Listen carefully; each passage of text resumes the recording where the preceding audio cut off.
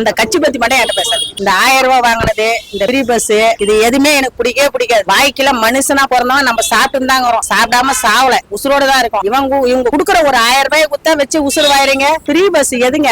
நான் ஒரு நாள் பஸ்ல போய் நிக்கிறேன், அந்த டிரைவர் கேக்குறாரு, அசிங்கமா கேக்குறாரு, இவன் நிப்பா ஊட்டாட நிறுத்துவானு கேக்குறாரு. நான் காசு விடுன்னு அந்த இடத்துல நின்றாரு, நிப்பாங்க.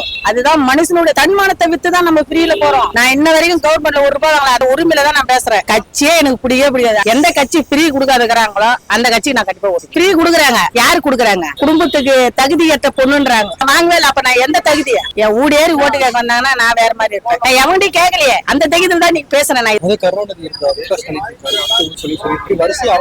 சார் தயவு செய்து சொல்றேன், அந்த கட்சி பத்தி மட்டும் என்கிட்ட பேசாது. நான் வந்து ஒரு சன்னியாசி, யாரையும் குறை சொல்லக்கூடாது. ஆனா இந்த இவ்வளவு தூரம் பேசுறது என்னுடைய தவறு. அதனால நான் பேசணும், அதிகமா பேசுவேன். தேவையில்லாம எனக்கு அதாவது என்ன ஜெயிலுக்குள்ள போட்டாங்கன்னா எனக்கு சாப்பிட கூட வழி இல்லாத போயிடுவேன். சரிங்களா? ஓகேங்களா? பாய். நன்றி சார். இந்த SIR மூலமா வந்து ஓட்டு தேர்த்துறாங்க இல்லைங்களா? நாங்களாம் வெளியூர்ல இருக்கோம், ஒரு ஊருக்கு போவோம் வருவோம். ஒரு சார் சொன்னாரு மாத்தத்தானேன்னு. நாங்க ஊருக்கு போறோம் வரோம். எனக்கு வந்து இந்த அரசியல சுத்தமா பிடிக்கவே பிடிக்காது. இதான் நான் முறை அரசியல் பத்தி பேசுறேன். இந்த 1000 ரூபாய் வாங்கினது, இந்த ஃப்ரீ பஸ், இது எதுவுமே எனக்கு பிடிக்கவே பிடிக்காது. வாய்க்குல மனுஷனா பிறந்தவன் நம்ம சாப்பிட்டு தான் வரோம், சாப்பிடாம சாவல, உசுரோட தான் இருக்கும். இவங்க குடுக்குற ஒரு 1000 ரூபாய் குத்தா வச்சு உசுறு வாயிறீங்க. எதுக்கு பேசுறீங்க? ஃப்ரீ பஸ் எதுங்க?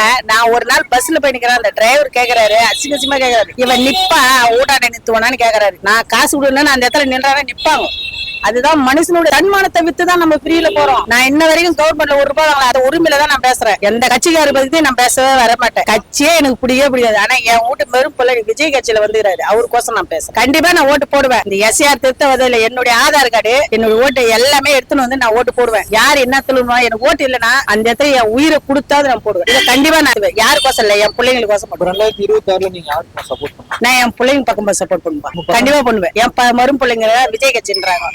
எனக்கு நிஜமாலே சொல்றேன், கட்சியே எனக்கு பிடிக்காது. எந்த கட்சி ஃப்ரீ கொடுக்காதுங்கிறாங்களோ அந்த கட்சி நான் கண்டிப்பா இந்த 4 வருஷமா DMK ஆட்சி நடத்திட்டு இருக்குல்ல, DMK ஆட்சி போயிட்டு இருக்குல்ல, நீங்க சொல்ற மாதிரி நிறைய ஃப்ரீ கொடுக்குறாங்க, மக்கள் கண் பார்வையில வந்து பிம்பங்களை கிரியேட் பண்றாங்க. அதை பத்தி ஃப்ரீ கொடுக்குறாங்க, யாரு கொடுக்குறாங்க? குடும்பத்துக்கு தகுதியற்ற பொண்ணுன்றாங்க. நான் வாங்கவே இல்லை, அப்ப நான் எந்த தகுதியா? தகுதியே கிடையாது. என்கிட்ட எதுவுமே கேட்கறதுக்கு யாரும் உரிமை கிடையாது. என் ஊடேறி ஓட்டு கேட்க வந்தாங்கன்னா நான் வேற மாதிரி இருப்பேன். அது வந்து ஃப்ராட் வேலை பண்றது அவங்களுடைய இது. அதை பத்தி நான் பேசவே விரும்ப மாட்டேன். என்னுடைய இது தான். எனக்கு நான் கஷ்டப்படுறேன், சாப்பிடுறேன். இன்ன வரைக்கும் நான் கவர்மெண்ட்ல அங்க போனா இதே தா இதை பண்ணு அதை பண்ணு. நான் வேலை செய்யற வேலையை விட்டுட்டு நான் போய் அவங்களுக்கு கெஞ்சி கிடக்கணும், அதுதானே? நான் என்ன வேலைக்கு போனா நான் சாப்பிட்டுறேன். ஓகேங்களா? ஃப்ரீல சில பேர் 100ல ஒருத்தர் போய்க்கிறாங்க, இல்லன்னு சொல்ல, 100ல ஒருத்தர்.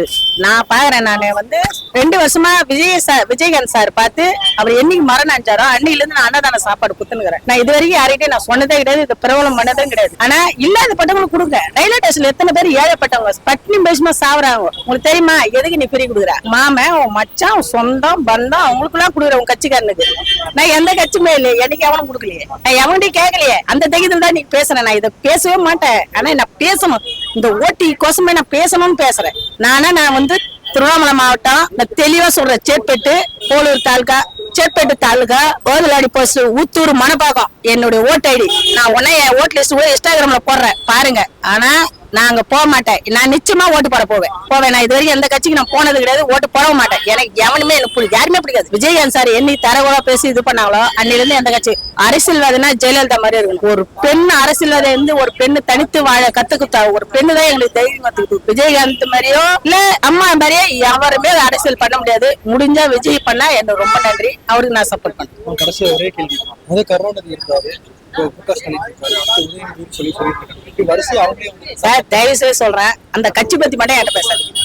நான் வந்து ஒரு சன்னியாசி, யாரையும் குறை சொல்லக்கூடாது. ஆனா இந்த இவ்வளவு தூரம் பேசுறது என்னுடைய தவறு. அதனால தயவு செய்து அந்த கட்சி பத்தி மட்டும் பேசாதீங்க.